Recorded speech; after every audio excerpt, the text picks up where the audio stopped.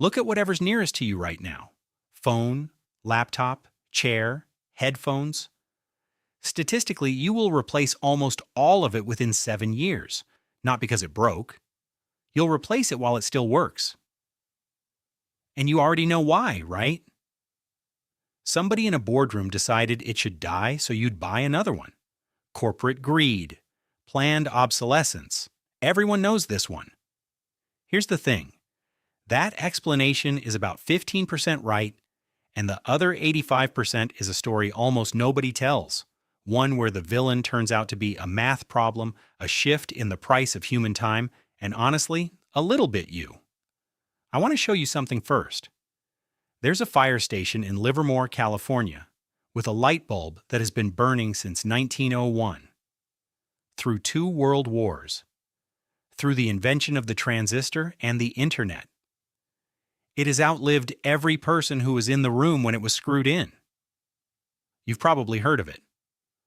What you probably haven't heard is that, by the standards of the engineers who came after, that bulb is bad. Genuinely, measurably bad. And the reason why is the thread that unravels this entire thing.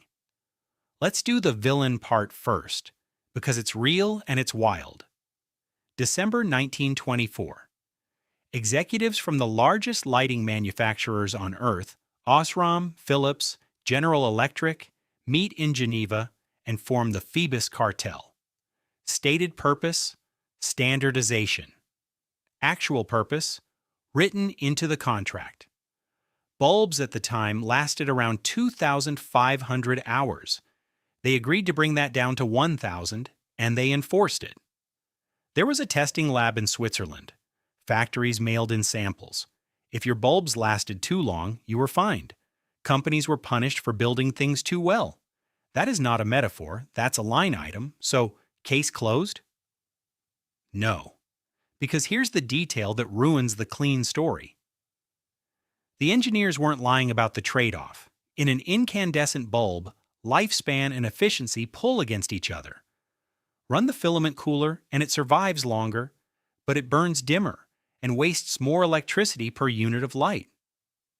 That Livermore bulb is essentially a very durable, very inefficient heater that happens to glow. Over its lifetime, it has burned far more money in electricity than the honest bulbs it shames would have cost to replace. The cartel was greedy, and the shorter bulb was the better product. Both, at the same time. And the cartel collapsed in 1939, killed by war and antitrust. 87 years ago. So if the villains lost that long ago, why did the pattern get worse? Before we go further, I need to break something you believe. Your grandmother's washing machine that ran 30 years. The cast iron pan. The dresser that's outlived 3 apartments. Those are real, you've touched them. But you're only seeing the winners. Survivorship bias. It's why the past always looks better built than it was. The 1950s produced staggering quantities of garbage, cheap furniture, appliances dead in 4 years, cars rusted through in 6. All of that went into landfills in 1961. Nobody photographed it, nobody inherited it. What survived to reach that basement was, by definition, the freak upper tail of the distribution. You're comparing the best 5% of 1955 against the average of today. Here's the counterintuitive version, and I want you to sit with it. Adjusted for income? Your grandparents threw away a larger share of what they owned than you do. They just did it before the internet existed to remember it. And there's a second thing that gets missed. A 1965 refrigerator lasted because it did almost nothing. A motor, a compressor, a thermostat. Your fridge now has a defrost cycle, an ice maker humidity drawers, an inverter compressor, maybe a screen. Every feature is another failure point, and they don't add, they multiply. 10 components that are each 99% reliable give you a system that's about 90% reliable. 30 components, and you're at 74. We didn't get worse at building. We started building things 10 times more complicated, and complexity charged us exactly what it's always charged. Now you might be thinking, fine, but that doesn't explain why nothing gets repaired anymore. Good.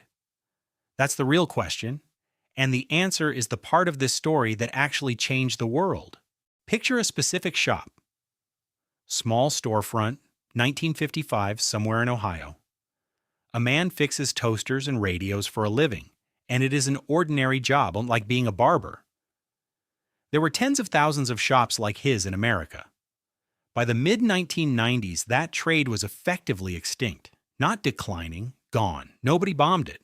No cartel met in Geneva about it. Two numbers crossed each other, and the crossing killed it. Number one, the cost of making things collapsed. Containerized shipping, automated assembly, global supply chains, plastics. A toaster that cost a 1950s worker most of a week's wages costs you an hour or two. Number two, the cost of human time went up a lot. Skilled labor in a developed economy is expensive, and it should be. That's literally what a rising standard of living means. So run his math.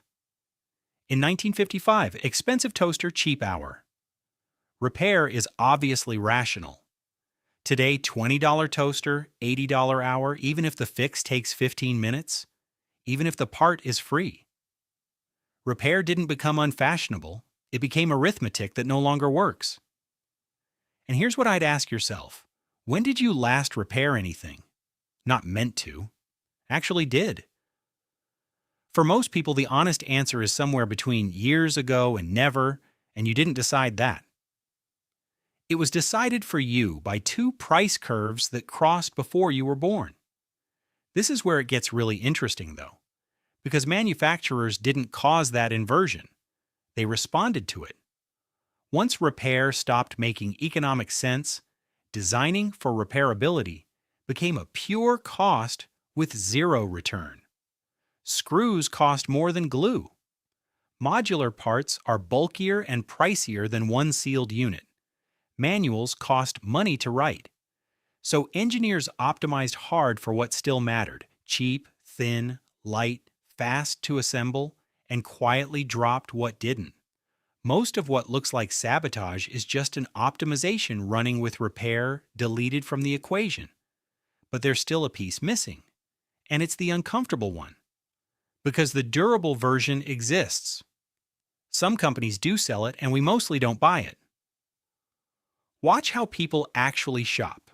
Price first, features second. Durability is somewhere below aesthetics, because here's the key psychological move. Durability is invisible at the moment of purchase. You cannot see 30 years of reliable service in a showroom. You can see the price tag and the screen, so the market rewards what's visible and starves what isn't. Economists call it information asymmetry, and it drags quality down even when every single person involved is behaving sensibly. Add the discount rate, our built-in tendency to weigh the near future far above the far one. Saving $40 today is concrete. Avoiding a replacement in year 7 is theoretical and slightly fictional, and honestly, will you even still live in this apartment? Terry Pratchett wrote a famous passage about boots that nails the trap. The poor man buys cheap boots over and over and spends more across a decade than the rich man who bought one good pair once. The point isn't that he's foolish, it's that the choice was never on his shelf. And then the move that sealed all of it, General Motors, 1920s, while Ford was still selling one car in one color. GM introduced the annual model change, mechanically the same car, new styling every year. They did not need your car to break. They needed it to look like last year's car. Sloan's executives called it dynamic obsolescence, and it worked so well it nearly killed Ford. That was the actual invention. Not making products fail. Making working products feel finished. Your phone doesn't stop working. It stops feeling current. And that's infinitely more efficient than any cartel, because it costs the manufacturer nothing and it runs entirely on you.